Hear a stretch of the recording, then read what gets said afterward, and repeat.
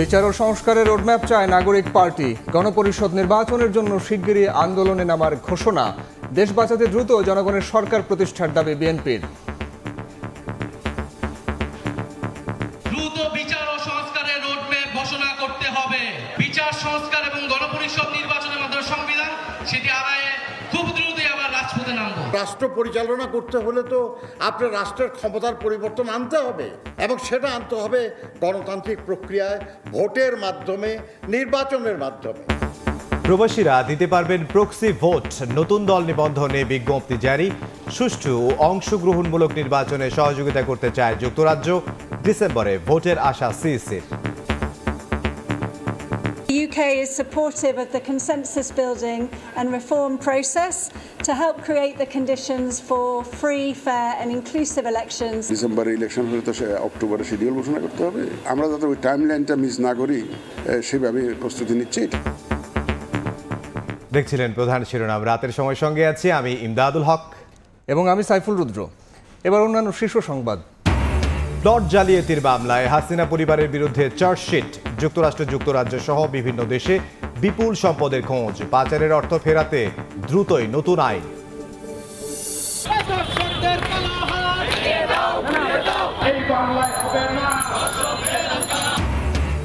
ধর্ষণের প্রতিবাদে উত্তাল বিশ্ববিদ্যালয় ক্যাম্পাস। বিচার দাবিতে বিক্ষোভ। মাগুরার 4 আসামি রিমান্ডে। আইনি সহযোগিতা না দেওয়ার ঘোষণা আইনজীবীদের। বাজারে পণ্যের সংকট তৈরিতে নদীতেই গুদাম। ভাসমান প্রায় 1100 লাইটার জাহাজ গন্তব্যে পাঠালো কোস্টগার্ড। ঈদ ঘিরে নৌপথে নিরাপত্তা জোরদার।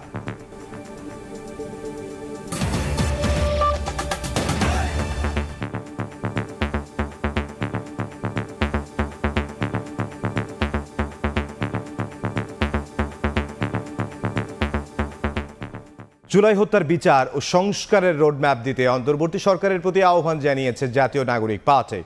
জুলাই আন্দোলনে শহীদ পরিবারের সদস্য ও আহতদের সম্মানে ইফতার অনুষ্ঠানে এই আহ্বান জানান দলটির আহ্বায়ক নাহিদ ইসলাম।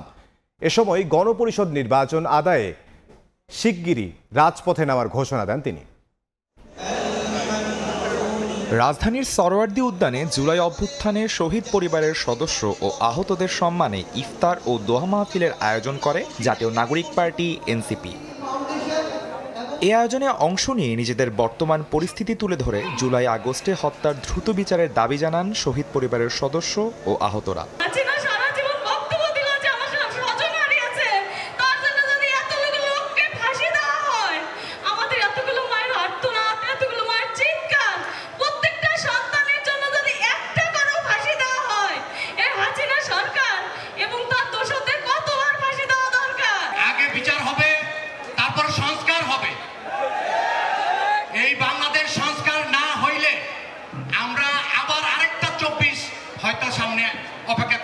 এনসিপির সদস্য সচিব বলেন, শুধু নির্বাচন দিয়ে জনগণকে শান্ত করা যাবে না।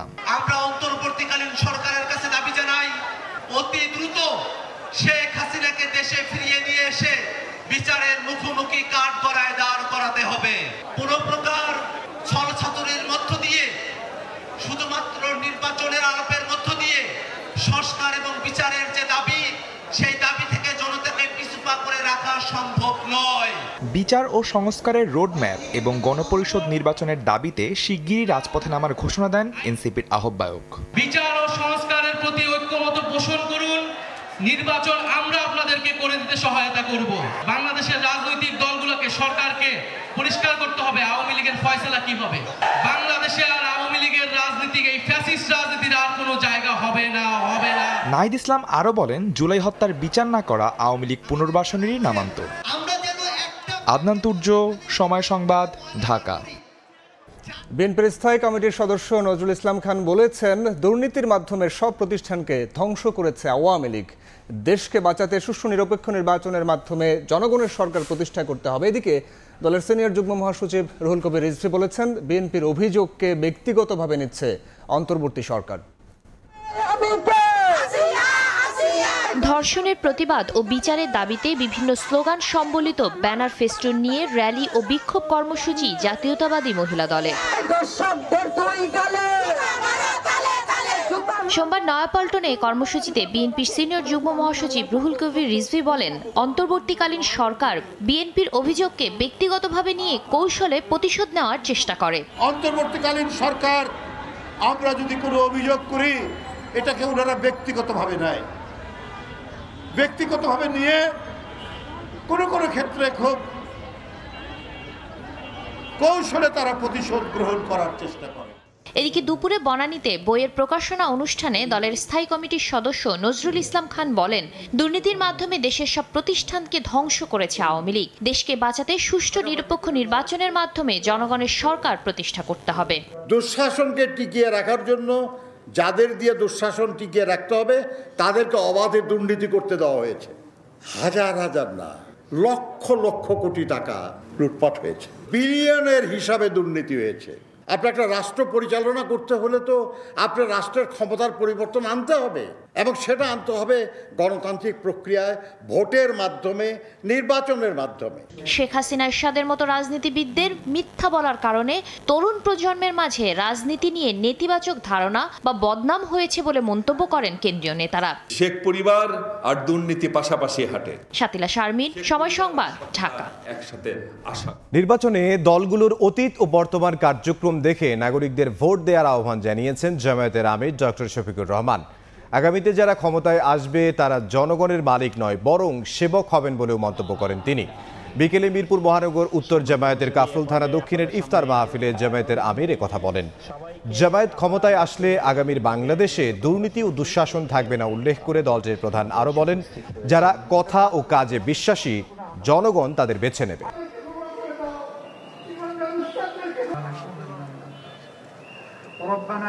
নিজের গুনাহ পুরাইয়া সাই করে জান্নাতে যাওয়ার কথা শুনে আল্লাহ তাদেরকে কথা দিচ্ছি, যদি ইমানদারদের হাতে এই দেশের দায়িত্বভার আসে তাহলে এখন যা তাদের সম্পদ তার বাড়বে না 1 ইঞ্চি, বরঞ্চ কমতে বাধ্য হবে। এখানে শাসকরা মালিক হবেন না, ইনশাল্লাহ সেবক হবেন, যেখানে দুটি জিনিস থাকবে না। এই দুইটা জিনিসের দাফন করা হবে, একটা দুর্নীতি আর একটা দুঃশাসন। আমি নির্দিষ্ট কোনো দলের নাম বললাম না, বিবেক আল্লাহ সবাইকে দিয়েছেন। অতীত কার্যকলাপ দেখবেন, বর্তমান কার্যকলাপ দেখবেন, দেখে বিবেচনা করবেন। আগামী জাতীয় নির্বাচনে প্রক্সি ভোট দেওয়ার সুযোগ পাচ্ছেন প্রবাসীরা। কমিশন সভায় এই সিদ্ধান্ত নিয়েছে ইসি। নতুন দল নিবন্ধনে গণবিজ্ঞপ্তি জারি করেছে কমিশন। এদিকে ব্রিটিশ হাই কমিশনার সঙ্গে বৈঠকের পর সিইসি জানিয়েছেন, ডিসেম্বরে জাতীয় নির্বাচন করার সময়সীমা অতিক্রম করতে চায় না কমিশন। আর সারা কুক বলেছেন, বাংলাদেশে অবাধ ও সুষ্ঠু অংশগ্রহণমূলক নির্বাচন দেখতে চায় যুক্তরাজ্য। পৃথিবীর নানা প্রান্তে ছড়িয়ে ছিটিয়ে থাকা বাংলাদেশিদের মধ্যে ভোট দেওয়ার যোগ্য 1.5 কোটি নাগরিক। তাদের ভোট দেওয়ার জন্য 2008 সালে চালু করা হয় পোস্টাল ব্যালট সুবিধা। কিন্তু এ প্রক্রিয়া জটিল ও সময় সাপেক্ষ হওয়ায় ভোট দিতে খুব একটা আগ্রহী হননি প্রবাসীরা। রাজনৈতিক পট পরিবর্তনের পর ত্রয়োদশ সংসদ নির্বাচনকে সামনে রেখে প্রক্সি ভোট দেওয়ার সুযোগ পাচ্ছেন প্রবাসীরা। নির্বাচন কমিশনের বৈঠকের সিদ্ধান্ত অনুযায়ী তাদের ভোটাধিকারের জন্য তৈরি করা হবে অ্যাপ। এতে নিবন্ধন করে নমিনি ঠিক করে দেবেন আগ্রহী ব্যক্তি। নির্বাচনে প্রবাসীর পক্ষে ভোট দেবেন ওই নমিনি। এদিকে জাতীয় নির্বাচনের প্রস্তুতি নিয়ে আলোচনা করতে বেলা 11টার দিকে নির্বাচন কমিশনে আসেন British high commissioner Sarah Cook. বৈঠক করেন প্রধান নির্বাচন কমিশনারের সঙ্গে। সারা কুক বলেন, বাংলাদেশের সুষ্ঠু, নিরপেক্ষ ও অংশগ্রহণমূলক নির্বাচন দেখতে চায় যুক্তরাজ্য। যে কোনো সহায়তা দিতেও প্রস্তুত তারা। বাংলাদেশে একটি সুষ্ঠু, নিরপেক্ষ ও অংশগ্রহণমূলক নির্বাচনের জন্য যে কোনো সহায়তা দিয়ে পাশে থাকবে যুক্তরাজ্য। প্রধান উপদেষ্টার দেয়া সময়সীমা অনুযায়ী ডিসেম্বরে জাতীয় নির্বাচন করার সময়সীমা অতিক্রম করতে চান না বলে জানান প্রধান নির্বাচন কমিশনার। যেহেতু একটা টাইমলাইন আছে, আর্লিয়েস্ট ইন ডিসেম্বর, সেটাকে মাথায় রেখে আমাদের প্রস্তুতি আমরা যাতে নিয়ে যাচ্ছি, যাতে ডিসেম্বরে ইলেকশন হলে তো অক্টোবরে শিডিউল ঘোষণা করতে হবে। তো আমরা যাতে ওই টাইমলাইনটা মিস না করি সেইভাবে প্রস্তুতি নিচ্ছি, এটা আমি তাদেরকে বুঝিয়েছি, তারা খুব অ্যাপ্রিশিয়েট করেছে। এদিকে নতুন রাজনৈতিক দল নিবন্ধনের জন্য আবেদনপত্র চেয়ে গণবিজ্ঞপ্তি জারি করেছে ইসি। যারা রাজনৈতিক দল হিসেবে নিবন্ধিত হতে চান তারা আগামী 20 এপ্রিল 2025 তারিখ পর্যন্ত নির্ধারিত শর্ত পূরণ করে আমাদের কাছে আবেদন করবেন। আমরা সেটা পর্যালোচনা করব এবং তার পরবর্তীতে যে নিবন্ধন প্রক্রিয়া আছে সেটা সম্পন্ন করব। বর্তমানে নিবন্ধিত রাজনৈতিক দলের সংখ্যা আছে ৪৯টি। কাউসার চৌধুরী কুমু, সময় সংবাদ, ঢাকা। শেখ হাসিনার শাসনামলে কোনো সরকার ছিল না, ছিল একটি দস্যু পরিবারের শাসন। ব্রিটিশ গণমাধ্যম দ্য গার্ডিয়ানকে দেয়া সাক্ষাৎকারে এ মন্তব্য করেছেন অন্তর্বর্তী সরকারের প্রধান উপদেষ্টা ডক্টর মোহাম্মদ ইউনূস। সোমবার প্রকাশিত সাক্ষাৎকারে শেখ হাসিনা পালিয়ে যাওয়ার পর দেশের শেষ সময়ের পরিস্থিতির কথা তুলে ধরেন ডক্টর মোহাম্মদ ইউনূস। বলেন, হাসিনা দেশের যে ক্ষতি করেছেন তা ভয়াবহ, যা আরেকটি গাজার মতো পুরোপুরি বিধ্বস্ত একটি দেশ।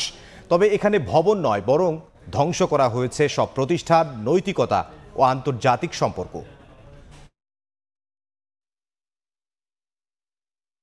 শেখ হাসিনা তার পরিবারের সদস্যদের নামে যুক্তরাষ্ট্র, যুক্তরাজ্য সহ কয়েকটি দেশে অর্থ পাচার ও স্থাবর সম্পদের প্রমাণ পেয়েছে টাস্কফোর্স। পাচারের অর্থ ফেরাতে আগামী সপ্তাহে নতুন বিশেষ আইন পাশ করবে অন্তর্বর্তী সরকার। রাষ্ট্রীয় অতিথি ভবন যমুনায় প্রধান উপদেষ্টা ডক্টর মোহাম্মদ ইউনূসের সভাপতিত্বে টাকা ফেরাতে গঠিত টাস্কফোর্সের সভা শেষে কথা জানিয়েছেন প্রেস সেক্রেটারি। এসব সম্পদ ফেরাতে আন্তর্জাতিক প্রতিষ্ঠান ও সংশ্লিষ্ট দেশগুলোর সঙ্গে যোগাযোগ শুরু হয়েছে বলেও জানান তারা। বিগত স্বৈরাচারী সরকারের আমলে $234 বিলিয়ন বাংলাদেশ থেকে বিদেশে পাচার হয়েছে বলে প্রকাশ হয়েছে শ্বেতপত্র। এসব অর্থ দেশে ফেরাতে গত বছর সেপ্টেম্বরে গঠিত হয় বিশেষ টাস্কফোর্স। টাস্কফোর্সের অগ্রগতি নিয়ে সোমবার সকালে রাষ্ট্রীয় অতিথি ভবন যমুনায় প্রধান উপদেষ্টা ডক্টর মোহাম্মদ ইউনূসের নেতৃত্বে অনুষ্ঠিত হয় বৈঠক। এতে টাকা ফেরাতে সরকারের করণীয় ও আন্তর্জাতিক বিভিন্ন প্রক্রিয়া নিয়ে আলোচনা হয়। পরে ফরেন সার্ভিস একাডেমিতে সংবাদ সম্মেলনে প্রেস উইং জানায়, পাচারের বিপুল অর্থ ফেরাতে বিশেষ আইন তৈরির সিদ্ধান্ত হয়েছে, যা আগামী সপ্তাহে পাশ হবে। টাকাটা কিভাবে আনা যায় এটা ত্বরান্বিত করার জন্য এবং এই যে কাজগুলো যে হচ্ছে সেই কাজগুলোর মধ্যে কোঅর্ডিনেশনটা আরো স্মুথলি করার জন্য একটা আইন খুব শীঘ্রই করা হবে। এই আইনটা হয়তো আপনারা এই আগামী সপ্তাহের মধ্যে এই আইনটা আপনারা দেখবেন। প্রেস সচিব জানান, শেখ হাসিনা ও তার পরিবারের সদস্যদের নামে যুক্তরাষ্ট্র, যুক্তরাজ্য, থাইল্যান্ড ও মালয়েশিয়া সহ বেশ কয়েকটি দেশে অর্থ পাচার ও স্থাবর সম্পদের প্রমাণ পেয়েছে টাস্কফোর্স। এসব সম্পদ দেশে ফেরাতে এখন পর্যন্ত 200-রও বেশি আন্তর্জাতিক আইন সহায়তাকারী প্রতিষ্ঠানের সঙ্গে যোগাযোগ করেছে সরকার। সাবেক প্রধানমন্ত্রী শেখ হাসিনা, তার পরিবার ও তাদের স্বার্থ সংশ্লিষ্ট ব্যক্তি এবং প্রতিষ্ঠানের এদের ক্ষেত্রে অ্যাসেট ট্রেসিং আমরা করতে সক্ষম হয়েছি। যুক্তরাষ্ট্র, যুক্তরাজ্য, মালয়েশিয়া, সিঙ্গাপুর, হংকং এবং কেমান দ্বীপপুঞ্জ, এই দ্বীপপুঞ্জের সম্পদের সন্ধান পাওয়া গেছে। মালয়েশিয়ার একটি ব্যাংকে রাশিয়ান স্ল্যাশ ফান্ডের অস্তিত্ব পাওয়া গেছে। শফিকুল আলমের প্রত্যাশা, বেশ কিছু সম্পদ ফেরাতে সক্ষম হবেন অন্তর্বর্তী সরকার। অ্যাটাচিং বা ফ্রিজিং করা হয়েছে। নাজমুস সালেহী, সময় সংবাদ, ঢাকা। পথ পরিবর্তনের পর প্রথমবার দুর্নীতি মামলায় বিচারের মুখোমুখি হচ্ছেন Sheikh Hasina, British MP tulip Siddique সহ শেখ পরিবারের 7 সদস্য। পূর্বাচলে প্লট জালিয়াতির 6 মামলায় 23 জনকে আসামি করে চার্জশিট অনুমোদন দিয়েছে দুদক।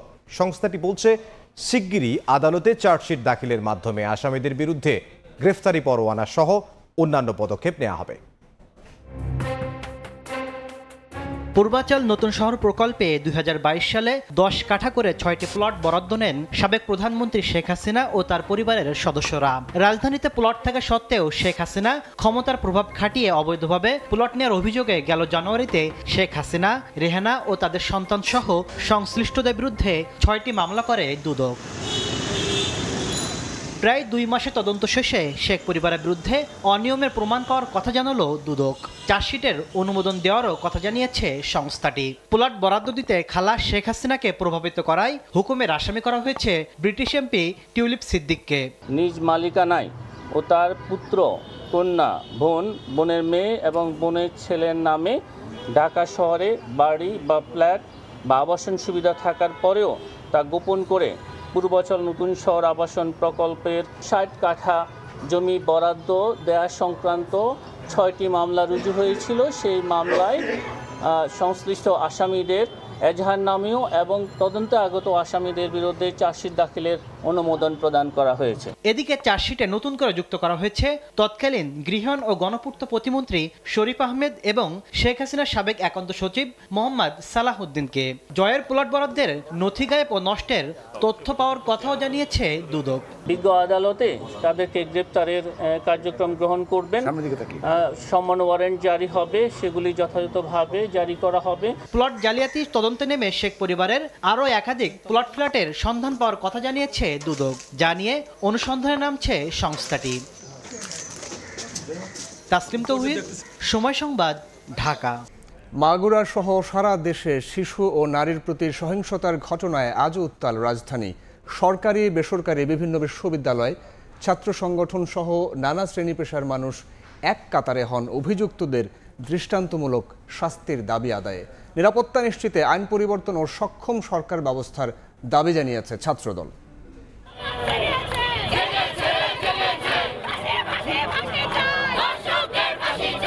দেশ জুড়ে একের পর এক শিশু ও নারী নির্যাতনের ঘটনার প্রতিবাদ জানাতে সোমবার সকালে রাজু ভাস্কর্যের সামনে দলে দলে ব্যানার ফেস্টুন হাতে জড়ো হন ঢাকা বিশ্ববিদ্যালয়ের শিক্ষক ও শিক্ষার্থীরা।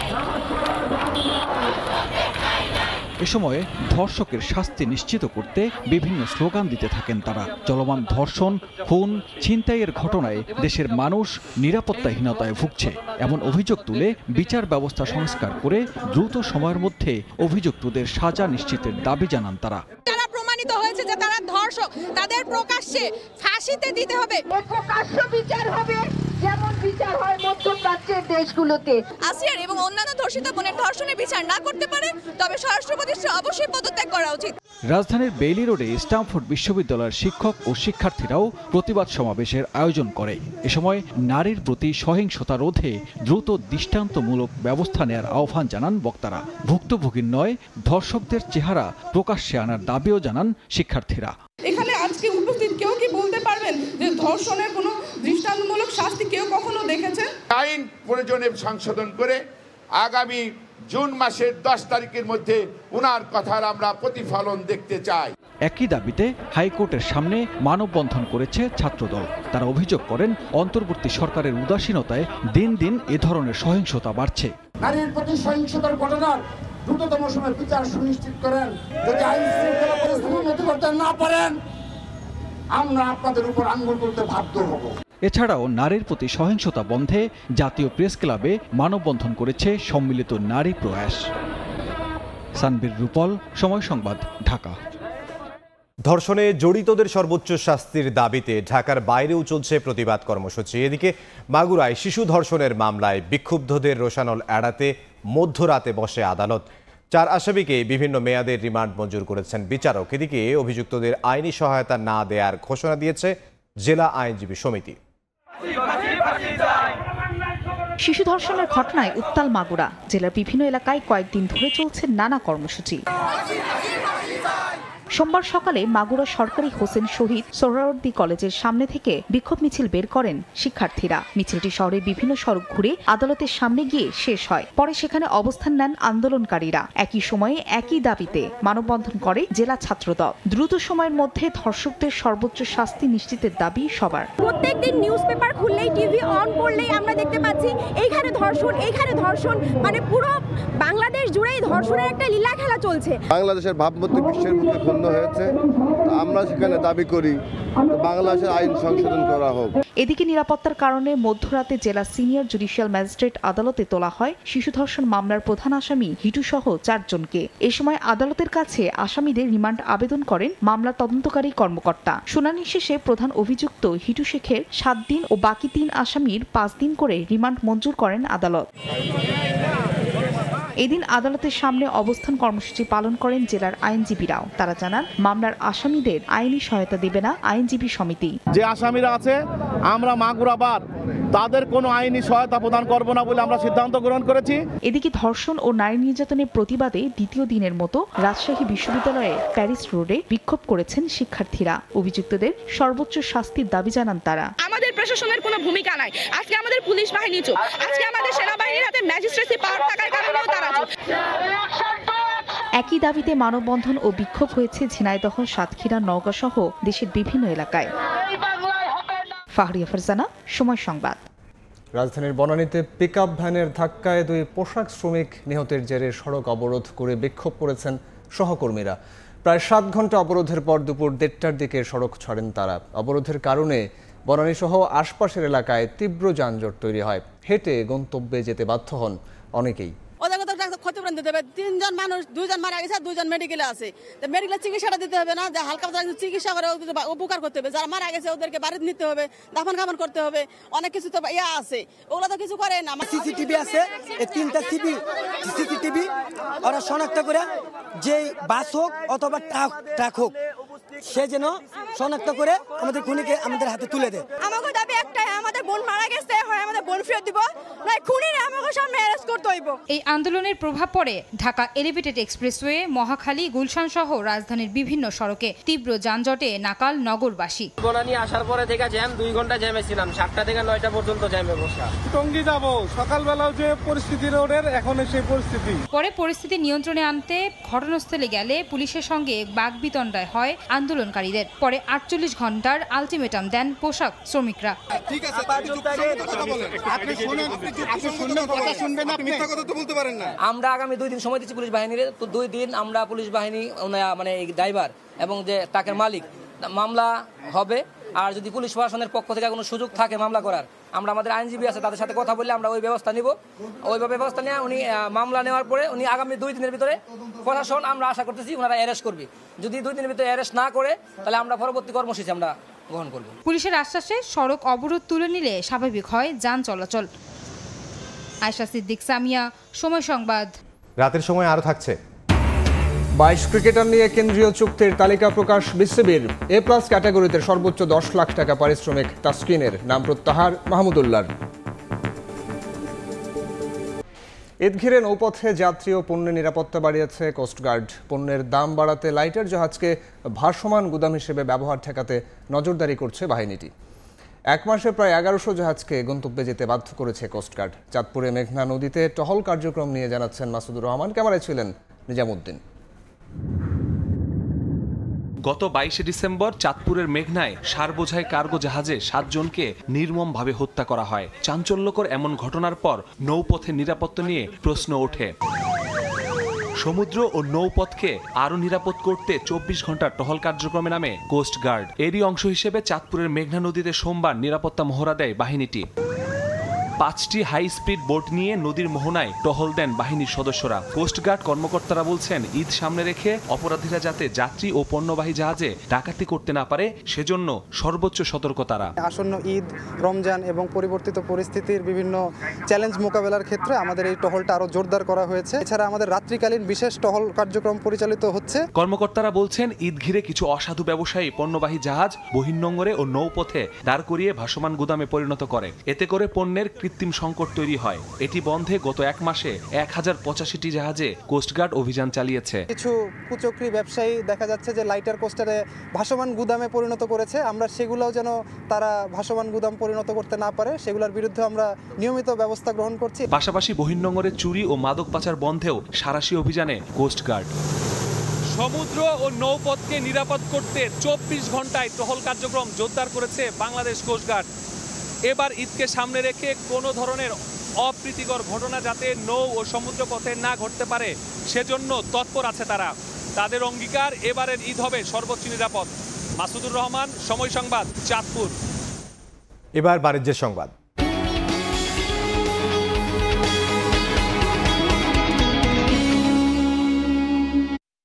উচ্চ মূল্যের বাজারে ক্রেতাদের স্বস্তি দিতে বাজার মূল্যের চেয়ে কম দামে বোতলজাত সয়াবিন তেল, চিনি, গরু দুধ সহ 19টি ভোগ্যপণ্য বিক্রি করছে দেশের অন্যতম বৃহৎ শিল্পগোষ্ঠী সিটি গ্রুপ। বিশেষ মূল্যে পণ্য কিনতে পেরে খুশি ক্রেতারা। সোমবার সকালে রাজধানীর প্রেস ক্লাব এলাকায় সিটি গ্রুপের ভ্রাম্যমাণ ট্রাক থেকে এভাবেই পণ্য কিনতে দেখা যায় ভোক্তাদের। ঠেলাঠেলি কিংবা দীর্ঘ সময়ে লাইনে দাঁড়িয়ে থাকার ঝামেলা ছাড়াই বাজার মূল্যের চেয়ে কমে পণ্য কিনতে পেরে খুশি ক্রেতারা। এখানে যে মালটা সাশ্রয় দেখে আমি খুব আনন্দ করে মালটা নিতে পারছি, কারণ লাইন নাই। লাইনের কারণে আমি আসলে আমার এই যে টিসি মাল দিতেছে, আমি এই পর্যন্ত কোনো মাল কোনোদিন নেই, আজকে আমার প্রথম। কম দামে গরিবের জন্য সুবিধা, গরিব কিনা কেটে খাওয়াবো না, তা তো দোকানে বেশি দাম, কিনবার পাচ্ছে না। সিটি গ্রুপ যে একটি পবিত্র রমজান মাস উপলক্ষে উদ্যোগ নিয়েছে, এই উদ্যোগটি আসলে প্রশংসনীয় এবং আমরা চাই এই ধরনের কার্যক্রম এই সারা বছর জুড়ে অব্যাহত থাক। সিটি গ্রুপের মতো অন্যান্য প্রতিষ্ঠানও যেন এভাবে বিশেষ মূল্যে ভোক্তার কাছে পণ্য পৌঁছে দেয়, সেই দাবিও জানান অনেকে। এই কোম্পানির মতন আরো বড় বড় কোম্পানি যারা আছে ওনারা যদি এই ধরনের উদ্যোগ নিত, দেশের ভালো একটা মঙ্গল হতো। সবকিছু যে বর্তমানে দাম, ওর থেকে অনেক টাকা এখানে আমি কম পাইলাম, বাট এটা যদি মানুষ উদ্যোগ নেয় তাহলে আরো মানুষ এটা আরো নিতে পারবে। একজন ক্রেতাও যেন ফেরত না যায় সেই বিষয়টি প্রাধান্য দিয়েই সাজানো হয়েছে বিক্রি কার্যক্রম, জানালেন সিটি গ্রুপের প্রতিনিধি। এখানে যে কেউ এসে এই প্রোডাক্টগুলো নিয়ে যাবে ন্যায্য মূল্যে। আমরা সবার যাতে মাল পায়, পণ্য পায়, সবার সাথে সবার কাছে যেন পৌঁছে সেই ব্যবস্থা আমরা করি। এখানে রাজধানীর 15টি স্থানে ট্রাকে করে প্রতিদিন সকাল 10টা থেকে বিকেল 4টা পর্যন্ত চলছে এই বিক্রি কার্যক্রম, চলবে পুরো রমজান জুড়ে। MS আরেফিন, সময় সংবাদ, ঢাকা। ঈদ কেনাকাটার খবর।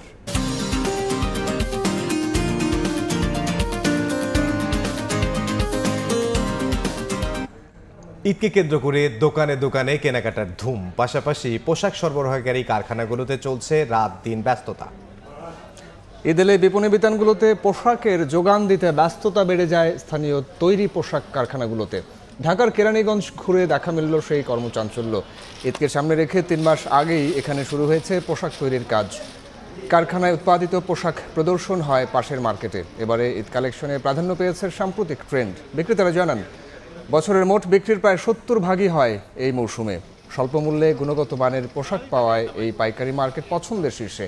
কাজের চাপ সামাল দিতে রমজান জুড়ে কেরানীগঞ্জের পোশাক কারখানাগুলোতে সকাল 10টা থেকে রাত 3টা পর্যন্ত চলে কর্মযজ্ঞ।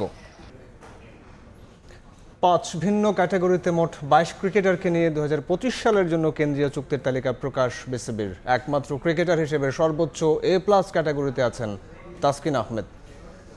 21 জনের তালিকায় প্রথমবারের মতো কেন্দ্রীয় চুক্তিতে থাকা ক্রিকেটারের সংখ্যা 4। ওয়ানডে থেকে অবসর নেয় মার্চ থেকে বি ক্যাটাগরিতে নেমে যাবেন মুশফিক। ক্রিকেট বোর্ড তালিকায় রাখলেও নাম প্রত্যাহার করে নিয়েছেন মাহমুদুল্লাহ রিয়াদ। সর্বনিম্ন ডি ক্যাটাগরিতে আছেন নাসুম আহমেদ ও খালেদ। ভবিষ্যতের বিবেচনায় থাকলেও জায়গা হয়নি শামীম পাটোয়ারি কিংবা পারভেজ ইমনদের মতো সম্ভাবনাময়দের। গতবারের চুক্তি থেকে বাদ পড়েছেন জাকির হাসান, এবাদত হোসেন, নাইম হাসান, নুরুল হাসান সোহান ও মাহমুদুল হাসান জয়। যেটি আমরা বলছিলাম, ভারতের শিরোপা জয়ের মধ্য দিয়ে শেষ হলো চ্যাম্পিয়ন্স ট্রফির নবম আসর। পুরো আসর জুড়ে ব্যাট বল হাতে ভারতের পাশাপাশি আধিপত্য দেখিয়েছেন নিউজিল্যান্ডের ক্রিকেটাররাও। 263 রান নিয়ে আসরের সর্বোচ্চ স্কোরার আছেন রবীন্দ্র। রান সংগ্রহে রবীন্দ্রর পরপরই আছেন শ্রেয়াস আইয়ার। ভারতীয় ব্যাটারের সংগ্রহ 243 রান। 227 রান দিয়ে 3-এ আছেন ইংলিশ ক্রিকেটার বেন ডাকেট। এবারের আসরে সেঞ্চুরি হয়েছে মোট 14টি। ইংল্যান্ডের বিপক্ষে ব্যক্তিগত সর্বোচ্চ 177 রানের ইনিংস খেলেছেন আফগানিস্তানের ইব্রাহিম জাদরান। বোলিংয়েও দাপট দেখিয়েছে কিউই ও ভারতীয় বোলাররা। ইনজুরির জন্য ফাইনাল না খেলেও 5.32 ইকোনমিতে 10 উইকেট নিয়ে আসলে সেরা বোলার নিউজিল্যান্ডের ম্যাট হেনরি। আর 3 ম্যাচে 9 উইকেট নিয়ে তারপরে আছে ভারতীয় বোলার বরুণ চক্রবর্তী। এছাড়া সমান 9 উইকেট নিয়ে এর পরে আছেন যথাক্রমে মিচেল স্যাটনার ও মোহাম্মদ শামি। এবার শীর্ষ সংবাদগুলো জানাবো আরও একবার। বিচার ও সংস্কারের রোডম্যাপ চায় নাগরিক পার্টি। গণপরিষদ নির্বাচনের জন্য শিগগিরই আন্দোলনে নামার ঘোষণা। দেশ বাঁচাতে দ্রুত জনগণের সরকার প্রতিষ্ঠার দাবি বিএনপির। প্রবাসীরা দিতে পারবেন প্রক্সি ভোট। নতুন দল নিবন্ধনে বিজ্ঞপ্তি জারি। ডিসেম্বরে ভোটের আশা। সিইসির সুষ্ঠু ও অংশগ্রহণমূলক নির্বাচনে সহযোগিতা করতে চায় যুক্তরাজ্য। এবং প্লট জালিয়াতির মামলায় হাসিনা পরিবারের বিরুদ্ধে চার্জশিট। যুক্তরাষ্ট্র, যুক্তরাজ্য সহ বিভিন্ন দেশে বিপুল সম্পদের খোঁজ। পাচারের অর্থ ফেরাতে দ্রুতই নতুন আইন।